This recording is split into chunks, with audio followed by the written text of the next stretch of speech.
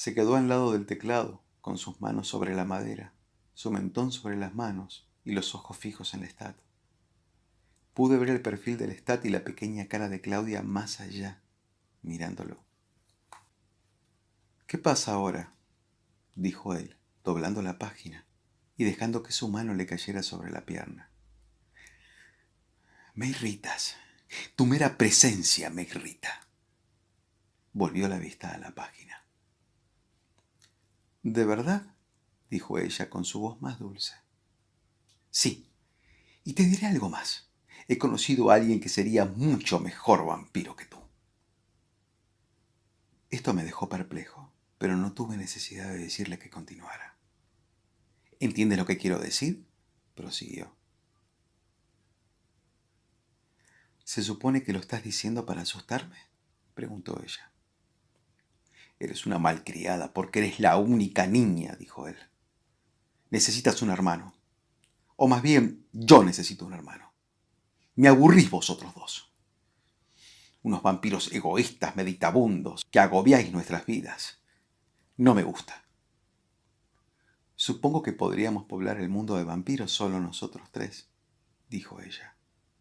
¿Lo crees?, dijo él, sonriente, y en su voz hubo una nota de triunfo.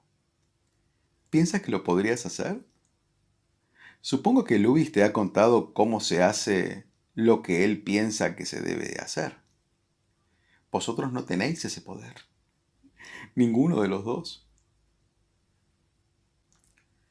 Esto pareció perturbarla. Era algo que ella no había previsto. Lo estudiaba. Pude ver que se lo creía por completo. ¿Y quién te dio ese poder?, preguntó ella en voz baja, pero con un dejo de sarcasmo.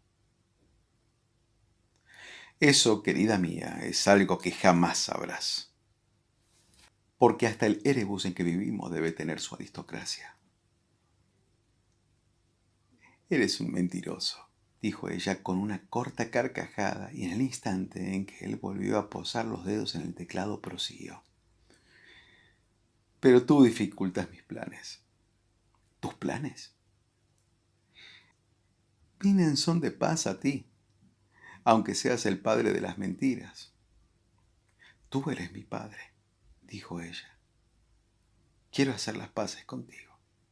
Quiero que las cosas sean como antes. Entonces él fue el incrédulo. Me echó una mirada, luego la miró a ella.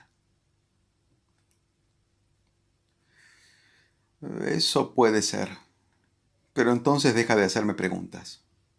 Deja de seguirme. Deja de buscar vampiros en todas las callejuelas. No hay otros vampiros. Aquí es donde vives y aquí es donde debes quedarte.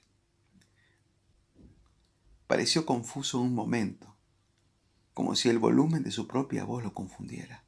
Cuidaré de ti. Tú no necesitas nada. Y tú no sabes nada, y por eso detestas mis preguntas. Todo está en claro. Por tanto, tengamos paz, porque no podemos tener nada más. Tengo un regalo para ti. Espero que sea una mujer hermosa con unos atractivos que tú jamás tendrás, dijo él, y la miró de arriba a abajo. Ella cambió de cara. Fue como si casi perdiera un dominio que jamás la había visto perder. Pero entonces movió la cabeza y, estirando un brazo pequeño y redondo, le tiró de la manga. He hablado en serio. Estoy harta de discutir contigo. El infierno es odio. Gente que vive en odio eterno. Nosotros no estamos en el infierno. Puedes aceptar el regalo o no, no me importa. Pero terminemos de una vez por todas con este problema, antes de que Luis, disgustado, nos abandone a ambos. Lo obligó a dejar el piano, bajó la tapa de madera sobre el teclado e hizo girar el taburete para que los ojos de Lestat la siguieran hasta la puerta. ¿Hablas en serio? ¿Un regalo? ¿Qué quieres decir con un regalo? No te has alimentado lo suficiente. Lo puedo ver por tu color, por tus ojos. Nunca estás lo bastante alimentado a esta hora. Digamos que te puedo hacer disfrutar mucho. Dejad que los niños vengan a mí, susurró ella y se fue. Él me miró. Yo no dije nada. Era como si hubiera estado intoxicado. Noté la curiosidad en su rostro, la sospecha. La siguió por el pasillo y luego oí que emitía un largo y consciente gemido, una mezcla perfecta de hambre y lujuria. Cuando llegué a la puerta, y tardé un rato, él estaba agachado sobre el sofá. Allí había dos niños echados entre los cojines suaves de terciopelo, totalmente abandonados al sueño como hacen los niños, con las bocas sonrosadas, abiertas, sus caras redondas y pequeñas, suaves. Tenían la piel húmeda, radiante.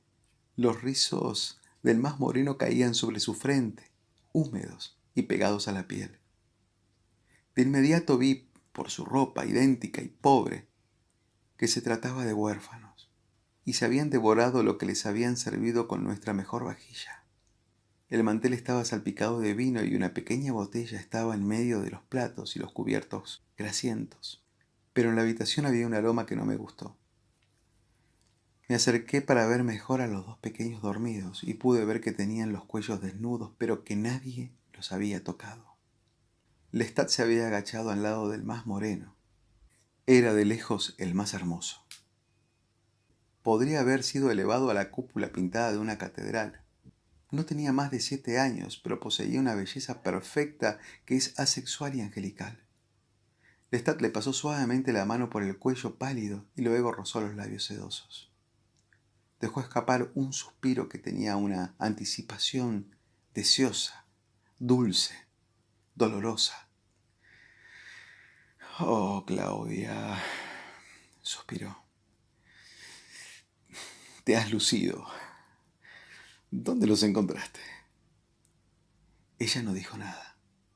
Se había vuelto a un sillón oscuro y estaba sentada entre los dos grandes cojines, con sus piernas estiradas, los tobillos cayendo de modo que no se podía ver las plantas de sus hermosos zapatos, sino los costados curvos, sus ornamentos delicados. Miraba a Lestat. Ebrios con brandy, dijo. Una copita, y señaló la mesa. Pensé en ti cuando los vi. Pensé que si los compartía contigo me perdonarías. Él se quedó encantado con el piropo. La miró, estiró una mano y la tomó del fino tobillo. Tontita, susurró y se rió, pero entonces se calló como no queriendo despertar a los niños condenados. Le hizo a ella un gesto íntimo, seductor. Ven a sentarte a su lado. Tú coges este y yo el otro. Ven. La abrazó cuando ella pasó a su lado y la puso al lado del otro niño. Acarició el pelo húmedo del niño. Le pasó los dedos por los párpados redondos y por el borde de las cejas. Y luego puso toda su mano suave sobre la cara del niño y le acarició las sienes, las mejillas y el mentón, masajeando la piel joven. Se había olvidado de que estábamos allí, pero retiró la mano y se quedó inmóvil un instante, como si su deseo lo marease. Miró al techo y luego puso manos a la obra. Dobló lentamente la cabeza del niño sobre el sofá y los párpados del niño se pusieron tensos un segundo y un gemido escapó de sus labios. Los ojos de Claudia estaban fijos en Lestat, aunque ella levantó la mano izquierda y lentamente desabrochó los botones del niño que estaba a su lado y metió la mano bajo la mísera camisa y sintió la piel desnuda. Lestat hizo otro tanto, pero súbitamente su mano cobró vida propia. Se deslizó bajo la camisa y rodeó el cuerpo del niño en un cálido abrazo, acercándoselo de modo que su cara quedó hundida en el cuello del niño. Movió los labios por el cuello y el pecho y los diminutos pezones. Entonces pasó su otro brazo por la camisa abierta, de modo que el niño quedó indefenso. Lo apretó aún más entre sus brazos y le hundió los dientes en la garganta. La cabeza del niño cayó hacia atrás. Se le soltaron los rizos y nuevamente dejó escapar un leve gemido y movió los párpados, pero no los abrió. Y Lestat se arrodilló con el niño apretado contra él, chupando con su propia espalda arqueada y rígida. Su cuerpo se movía hacia atrás y hacia adelante, transportando al niño, y sus gemidos prolongados subían y bajaban, siguiendo el ritmo de su lenta oscilación, hasta que de repente todo su cuerpo se puso tenso, y sus manos parecieron buscar algún medio para alejarse del niño, como si éste fuese una carga inútil que colgara de él.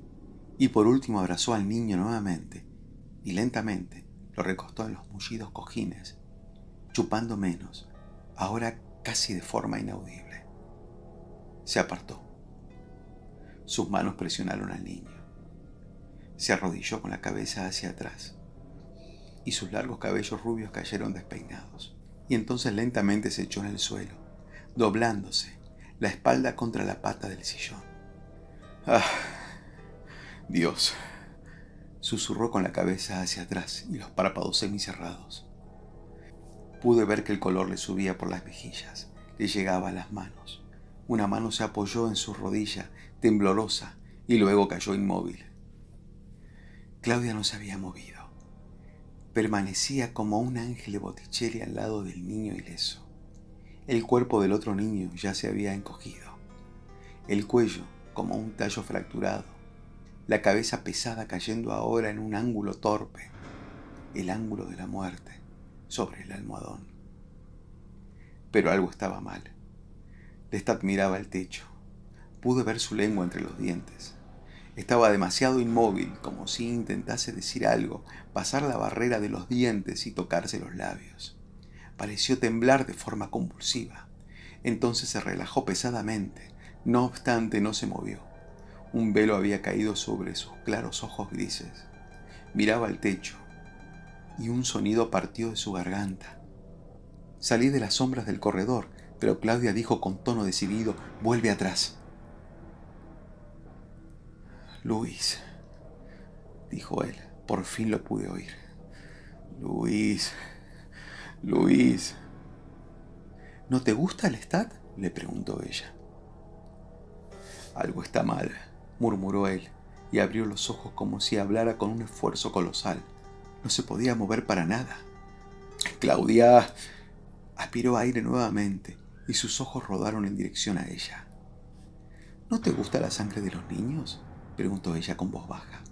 «Luis», susurró él, levantando por último la cabeza por un instante.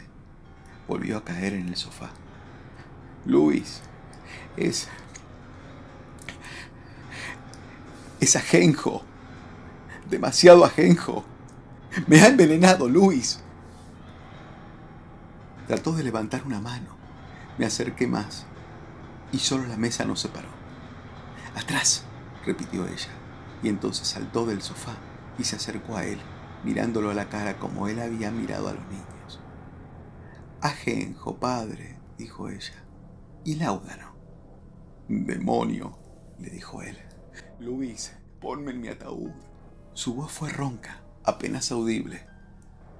La mano tembló, se levantó y cayó.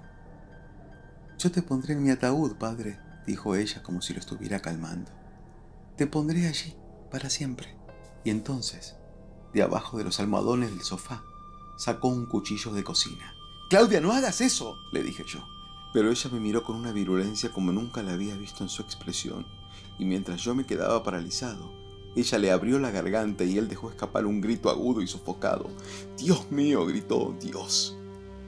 La sangre manó sobre su camisa, por el abrigo. Manó como jamás podría haberlo hecho de un ser humano. Toda la sangre con que se había alimentado antes del niño y la del niño, y movía la cabeza haciendo un sonido burbujeante. Ella le hundió el cuchillo en el pecho y él se agachó hacia adelante, con la boca abierta, sus colmillos al descubierto, las dos manos tratando, convulsivas, de asir el cuchillo, revoloteando alrededor del mango. Levantó la vista hasta mí, con el pelo sobre los ojos. «Luis», dejó escapar un gran gemido y cayó de costado en la alfombra. Ella se quedó mirándolo. La sangre corría por todos lados como agua. Él gruñía tratando de levantarse con un brazo encogido debajo de su pecho y el otro moviéndose por el suelo. Y entonces, de repente, ella se arrojó sobre él y aferrándose de su cuello con ambas manos, le hundió los dientes mientras él se defendía. Luis gimió una vez más, luchando, intentando desesperadamente alejarla, pero ella quedó encima de él y su cuerpo, levantado por el hombro del Lestat, se sacudió y cayó nuevamente hasta que se separó, y cuando encontró el suelo, se alejó rápidamente de él, con sus manos en los labios. Mi cuerpo estaba convulso por lo que acababa de presenciar y me sentía incapaz de seguir mirando. «Luis», dijo ella, pero yo solo sacudí la cabeza. Por un instante toda la casa pareció oscilar, pero ella insistía. «Luis, mira lo que le pasa». Había dejado de moverse. Estaba echado de espaldas y todo el cuerpo le temblaba. Se le secaba la piel y todo el cuerpo le temblaba. Se le secaba. La piel estaba gruesa y arrugada y tan blanca que se le veían todas las venas pequeñas. Quedé perplejo, pero no pude apartar la vista, ni siquiera cuando la forma de los huesos empezó a asomar. Sus labios retrocedieron hasta los dientes. La piel de la nariz se secó y mostró 2 grandes agujeros. Pero sus ojos siguieron iguales, mirando enloquecidos al techo, con el iris bailoteando de una punta a la otra mientras toda la carne se hundía hasta los huesos y se convertía en un pergamino que tapaba al esqueleto. Por último puso los ojos en blanco y así quedó. Solo una masa de rizado cabello rubio, un abrigo, un par de botas brillantes y ese horror que había sido Lestat. Y yo lo miré desesperado. Durante largo rato, Claudia simplemente se quedó allí. La sangre había empapado la alfombra, ensombreciendo las flores bordadas. Brillaba pegajosa y negra sobre los suelos. Había manchado el vestido, los zapatos blancos, las mejillas de Claudia. Se limpió con una servilleta arrugada. Trató de limpiarse las manchas del vestido y entonces me dijo: «Luis, debes ayudarme a sacarlo de aquí». «No», contesté, y le di la espalda. Ella seguía con el cadáver a sus pies. «¿Pero estás loco, Luis? No puede quedarse aquí», me dijo. «Y los niños, debes ayudarme. El otro ha muerto del ajenjo, Luis». Yo sabía que tenía razón, que era necesario, pero me pareció algo imposible. Tuvo que rogarme. Casi me llevó de la mano. Encontramos el horno de la cocina aún repleto con los huesos de la madre y la hija que ella había asesinado. Un acto peligroso, una estupidez. Entonces ella metió los cadáveres en un saco y los arrastró por las piedras del patio hasta el coche. Yo mismo até el caballo, dejando dormir al soñoliento cochero, y conduje el carruaje a las afueras de la ciudad rápidamente en dirección al pantano Sunshine que se extendía hasta el lago Pontchartrain. Ella se sentó a mi lado, en silencio, hasta que pasamos las puertas iluminadas de las pocas casas rurales y el camino se angostó y se volvió escabroso. El pantano se extendía a ambos lados y era como un muro al parecer impenetrable de cipreses y de enredaderas. Podía oler el hedor de los vegetales podridos, oír el ronroneo de los animales. Claudia había enfundado el cuerpo del Lestat en una sábana porque yo no lo quise ni tocar. Y luego, para horror mío, le había esparcido encima los crisantemos de largos tallos. Por tanto tenía un dulce aroma funerario cuando por último lo metí en el carruaje. Casi no pesaba, de tan flácido que quedó como algo hecho de cuerdas y trapos. Y me lo puse al hombro y avancé por las aguas negras. El agua que chapoteaba y llenaba mis botas, mis pies, buscaban un sendero bajo esas aguas, lejos de donde había dejado a los 2 niños. Entré cada vez más profundos con los despojos del Lestat, aunque no sabía por qué. Y, finalmente, cuando apenas podía vislumbrar el pálido espacio del camino y el cielo que peligrosamente se aproximaba al alba, dejé que su cuerpo se resbalara de mis brazos y cayera al agua. Me quedé allí, traumatizado, mirando la forma amorfa de la sábana blanca debajo de esa superficie de lodo. El estupor que me había abrumado desde que abandonáramos la Rue Royale amenazó con desvanecerse y dejarme de repente mirando, pensando. Esto es Lestat. Esto es todo lo que queda de la transformación y el misterio. Muerto, ido a la oscuridad eterna. Sentí de súbito un empujón como si una fuerza me rogara que descendiese junto a él. Me hundiera en el agua negra y jamás regresara. Fue algo fuerte y claro, aunque en comparación con las voces ordinarias, solo me pareció un murmullo. Habló sin lenguaje diciendo: tú sabes lo que debes hacer. Húndete en la oscuridad. Déjate ir por completo. Pero en ese instante oí la voz de Claudia. Me llamaba por mi nombre. Me di vuelta y por las enredaderas retorcidas la vi pequeña y distante como una llama blanca en el camino débilmente iluminado. Más tarde, hacia la madrugada, prosiguió, Claudia me abrazó y puse su cabeza contra mi pecho en la intimidad del ataúd. Me susurró que me amaba, que ahora quedaríamos libres del Lestat para siempre. Te amo, Luis, me repitió una y otra vez, hasta que la oscuridad cayó finalmente sobre nosotros y misericordiosamente nos borró toda conciencia. Cuando me desperté, ella estaba revisando las cosas del Lestat. Fue una tarea silenciosa, metódica, pero llena de furia ciega. Sacó los contenidos de los gabinetes, vació cajones sobre las alfombras, sacó una por una su chaqueta de los roperos, revisó cada bolsillo, tirando las monedas y las entradas al teatro y los pedacitos de papel. Me quedé en la puerta de su dormitorio atónito observándola. El ataúd del Lestat estaba allí, lleno de bufandas y pedazos de tapicería. Sentí la compulsión de abrirlo, tuve el deseo de encontrarlo allí. Nada, exclamó finalmente ella con disgusto en la voz y metiendo las ropas en el ataúd. Ni una pista de dónde provenía, de quién lo había creado, ni una señal.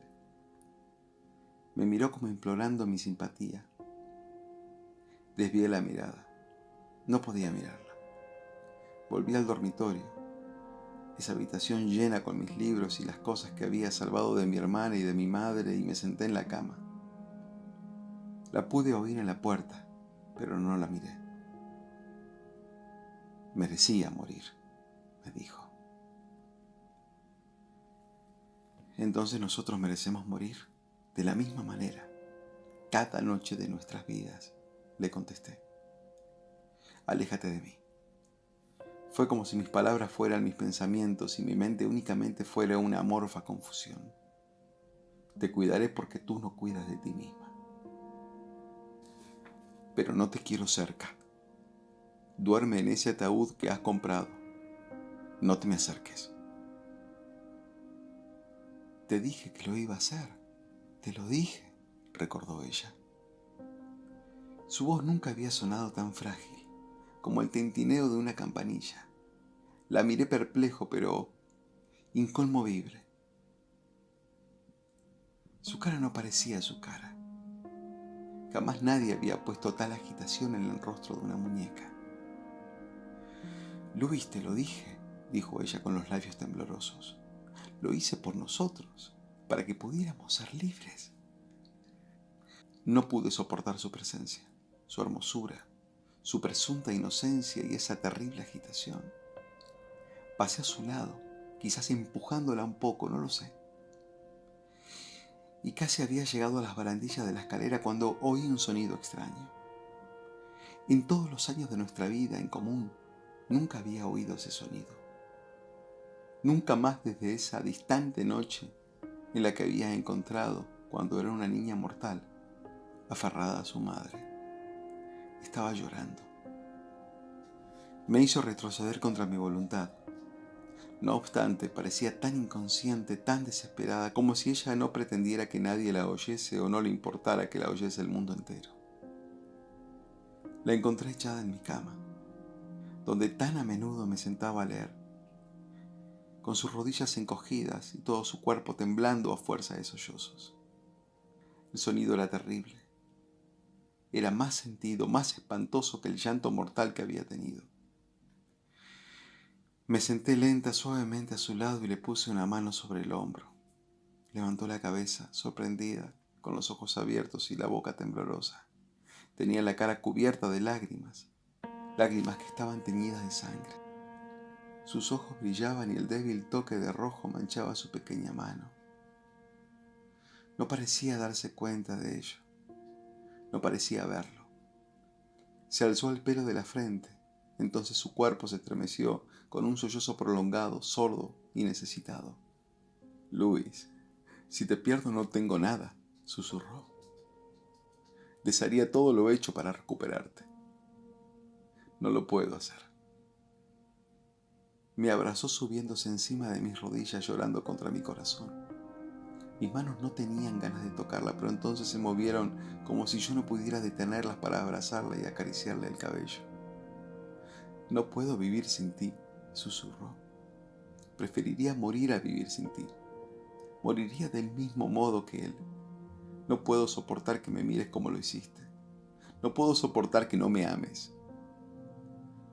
Sus sollozos se hicieron mucho más fuertes, más amargos, hasta que por último me agaché y besé su cuello y sus mejillas suaves.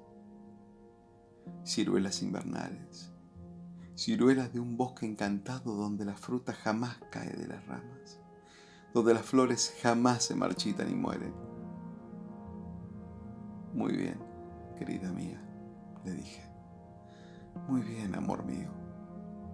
Y al decir esto, la mecí suavemente, lentamente en mis brazos, hasta que se durmió, murmurando algo sobre nuestra eterna felicidad, libres para siempre del Estado, empezando la gran aventura de nuestras vidas.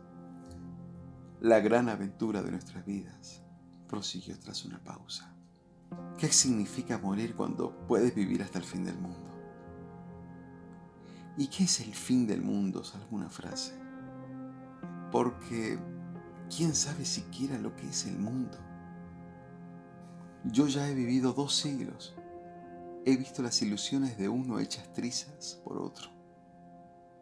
He sido eternamente joven y eternamente viejo, carente de ilusiones, viviendo de momento a momento de una manera que me hizo imaginar un reloj de plata repiqueteando en el vacío, con la superficie pintada, las manecillas delicadamente talladas sin que nadie las mirara, iluminado por una luz que no era luz, como la luz con la que Dios creó el mundo antes de que creara la luz.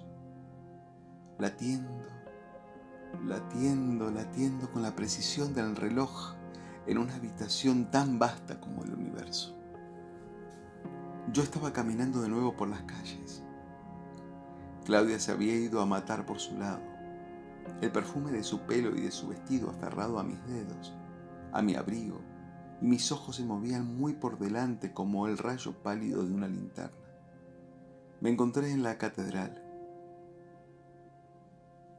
¿Qué significa morir cuando puedes vivir hasta el fin del mundo?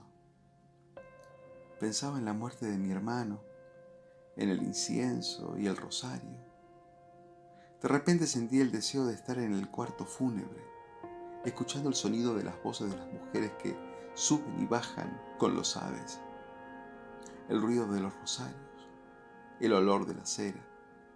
Pude recordar las lamentaciones. Era algo palpable, como si fuera ayer. Detrás de una puerta me vi caminando rápido por un corredor y abriendo suavemente la puerta. La gran fachada de la catedral se levantó en una enorme masa oscura del otro lado de la plaza, pero las puertas estaban abiertas y dentro pude ver una luz suave, trémula. Era la tarde del sábado y la gente iba a la confesión para la misa del domingo y la comunión. Las velas ardían en los candelabros. Al final de la nave, el altar se elevaba entre las sombras, cubierto de flores blancas. Había sido en la iglesia vieja, en este mismo lugar, donde habían traído a mi hermano para el último servicio antes de ir al cementerio. Y súbitamente me di cuenta de que yo no había vuelto a ese sitio desde entonces, que nunca había pasado de nuevo por esos escalones de piedra, cruzado el atrio y pasado por esas puertas abiertas. No tenía miedo. En todo caso deseaba que pasara algo, que esas piedras temblaran cuando yo cruzara el atrio en sombras y viera el distante tabernáculo en el altar. Recordé que había pasado en una ocasión cuando las vidrieras estaban radiantes y los cánticos resonaban en Jackson Square. Entonces había vacilado, preguntándome si había algún secreto que el Lestat no me hubiese revelado, algo que pudiera destruirme si entraba. Sentí ganas de entrar, pero había rechazado la idea, deshaciéndome de la fascinación de las puertas abiertas, la multitud de gente haciendo una sola voz. Yo tenía algo para Claudia, una muñeca que le llevaba, una muñeca que había sacado de la vitrina a oscuras de una juguetería y la había puesto dentro de una gran caja con cintas y papel delicado. Una muñeca para Claudia. Recuerdo haberla apretado contra mí, oyendo las fuertes vibraciones del órgano detrás, con mis ojos entrecerrados debido al gran resplandor de las velas. Entonces pensé en ese momento, el miedo que sentí de la mera visión del altar, del sonido del Pangelingua, y nuevamente pensé, persistente, en mi hermano. Podía ver el ataúd yendo por el pasillo central, la procesión de los fieles detrás. Ahora no sentí miedo, como te dije. En todo caso sentí ganas de tener algún temor, de encontrar alguna razón para tener miedo cuando avanzaba lentamente a lo largo de los altos muros ensombrecidos.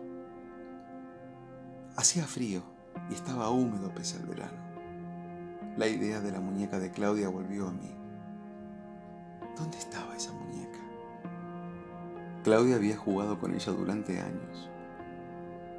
De improviso me puse a buscar esa muñeca en el recuerdo, del modo absurdo y frenético de quien busca algo en una pesadilla, llegando a puertas que no se abren o cajones que no se cierran, sin saber por qué su esfuerzo parece tan desesperado, por qué la súbita visión de una silla con un mantón encima le inspira tanto horror.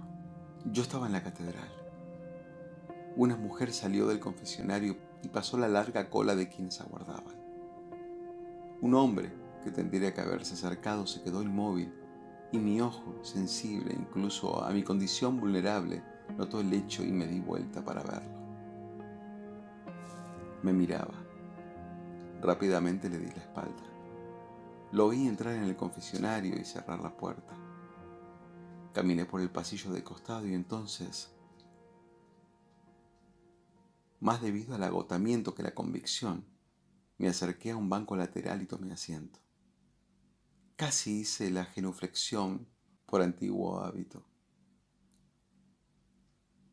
Tenía la mente tan confusa y atormentada como la de cualquier mortal. Oye y ve, me dije a mí mismo. Y con ese acto de voluntad mis sentidos emergieron del tormento. A mi alrededor, en la penumbra, oí el susurro de las oraciones, el leve repiqueteo de los rosarios, el suave gemido de la mujer que se hincó en la 12ª estación.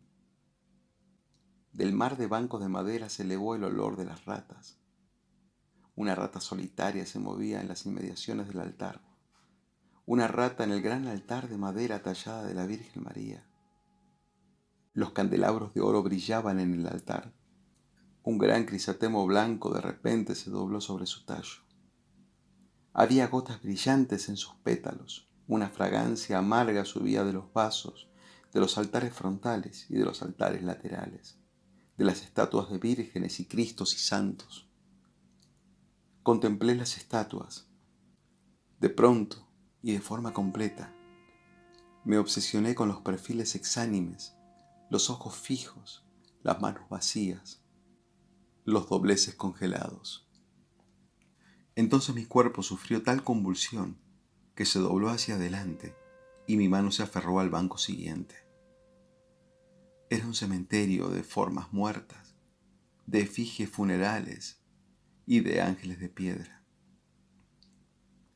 Levanté la vista y me vi a mí mismo en una visión casi palpable, subiendo los escalones del altar, abriendo el diminuto tabernáculo sacrosanto, alcanzando con manos monstruosas el cáliz consagrado, y tomando el cuerpo de Cristo y arrojando sus blancas hostias sobre la alfombra y luego pisando las hostias sagradas delante del altar, dando la sagrada comunión al polvo. Me puse de pie y me quedé contemplando esa visión. Supe perfectamente bien su significado. Dios no vivía en esa iglesia.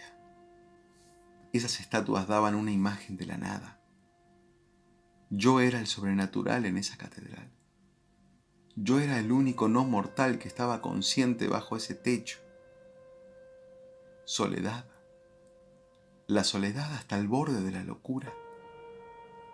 La catedral se deshizo en mi visión. Los santos se sobrecogieron y cayeron. Las ratas comían la sagrada Eucaristía y anidaban en los antepechos de las ventanas. Una rata solitaria, con un rabo enorme, estaba royendo y gruñendo en el mantel del altar hasta que cayeron los candelabros sobre las losas cubiertas por el moho. Me quedé de pie, intocado, sin morir. Súbitamente agarré la mano de yeso de la Virgen y la vi romperse en mi mano. Dejé esa mano sobre mi palma y con la presión de mi dedo se convirtió en polvo. Y de repente, a través de las ruinas, a través de la puerta abierta por la que podía ver la tierra baldía en todas direcciones, incluso el gran río helado y atrapado por las ruinas incrustadas de los navíos.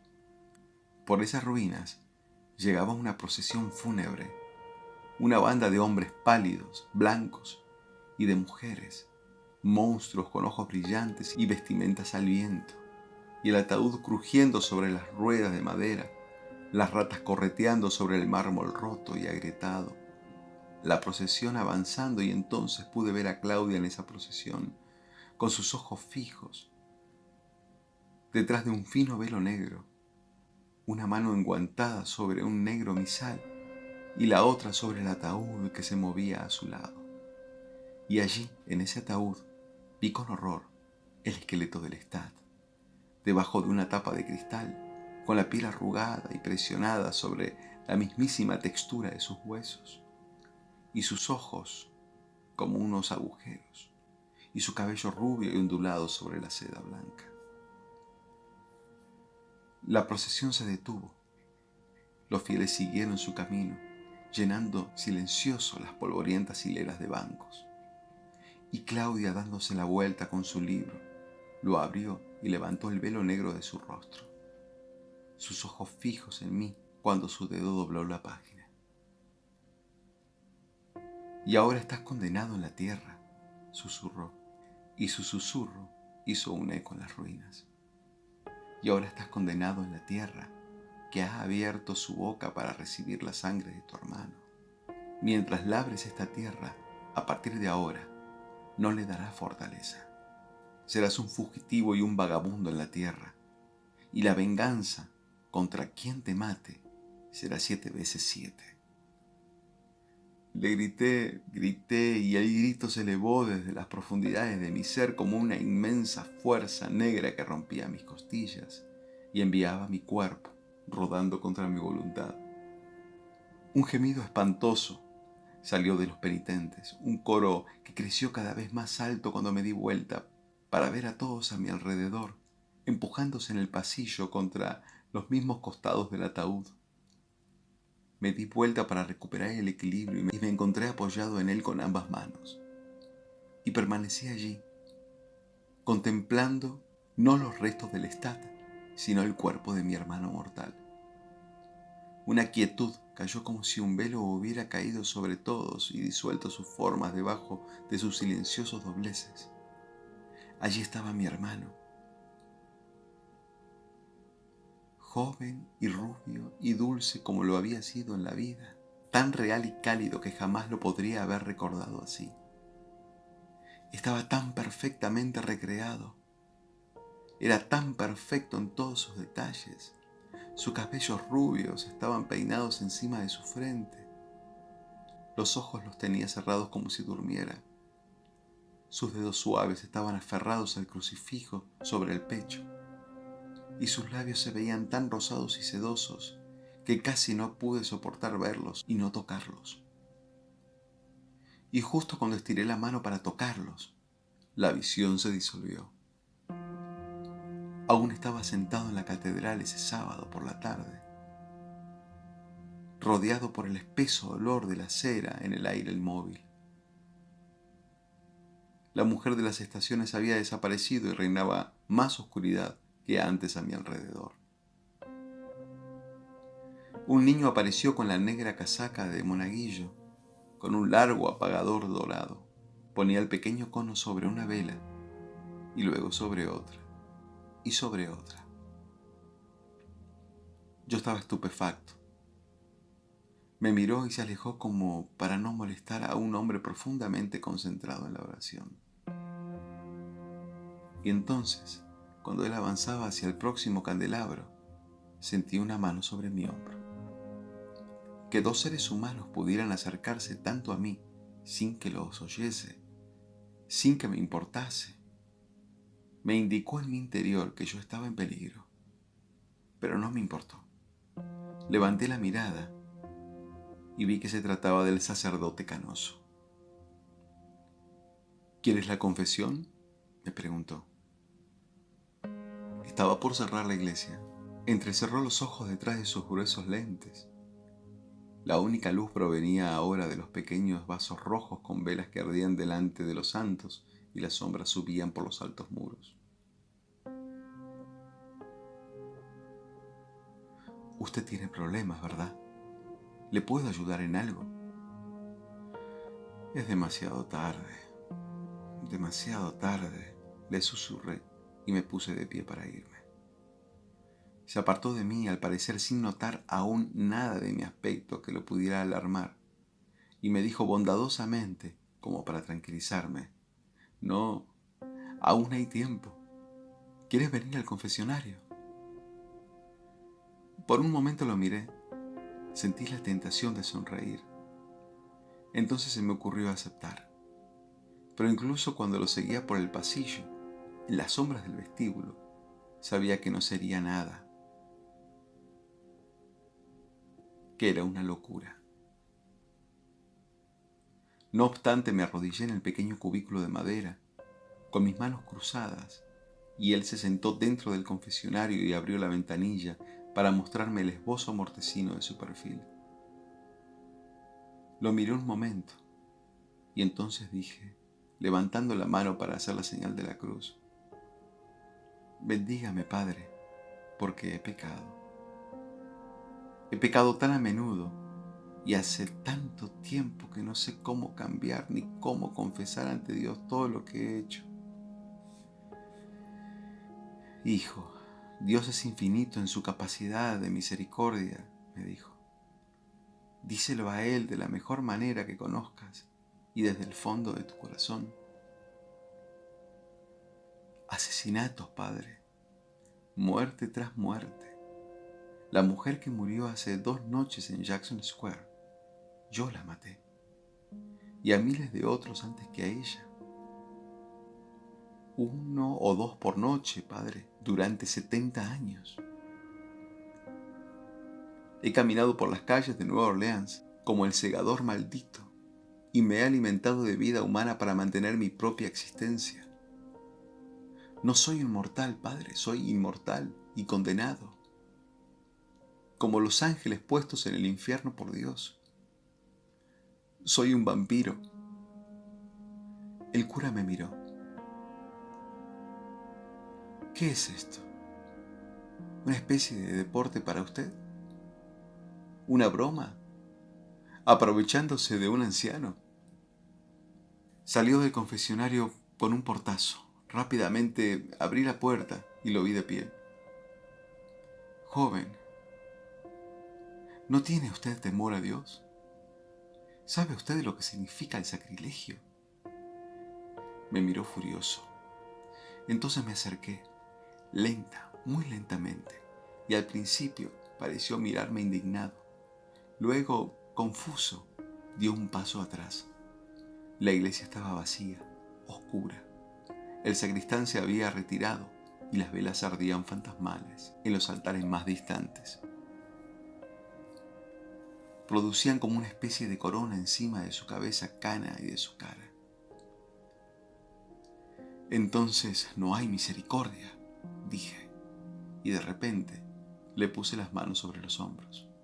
Lo mantuve en un abrazo sobrenatural, del que no podía esperar apartarse, y lo acerqué aún más a mi cara.